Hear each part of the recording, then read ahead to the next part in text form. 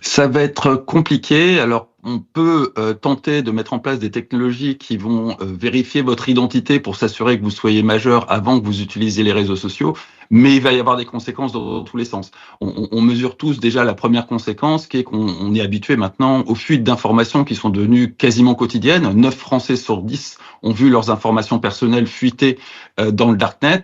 C'est clairement quelque chose qui sera absolument inévitable.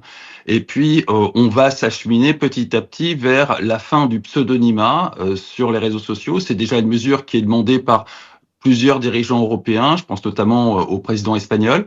On va vers un changement radical dans le rapport à la liberté d'expression qui, clairement, ne pourra plus se faire à terme sous pseudonymat, comme le font depuis toujours les journalistes.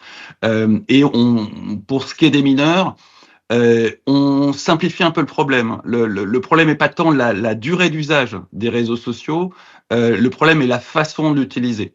Le premier problème qui cause des vrais problèmes psychologiques chez les jeunes, particulièrement chez les jeunes filles, c'est le fait de se comparer avec une image qui souvent est très exagérée et complètement factice, projetée par d'autres personnes. Là, c'est pas vraiment un temps d'usage dont il est question, c'est plutôt d'une façon d'utiliser les réseaux sociaux, d'une façon assez addictive d'utiliser les réseaux sociaux. Il y a d'autres usages qui sont beaucoup moins problématiques. Justement, une autre question qui se pose, non seulement si c'est faisable, mais est-ce que c'est réellement souhaitable de passer à l'interdiction pure et simple? C'est compliqué. Dans l'absolu, c'est quand même un problème qui devrait revenir aux parents. Il existe des filtres parentaux pour les smartphones que les parents peuvent mettre en place avant d'offrir un smartphone à leur bambin. Dans l'absolu, c'est vraiment une question de responsabilité parentale. Le fait que l'État se substitue aux parents pose une réelle question sur nos sociétés.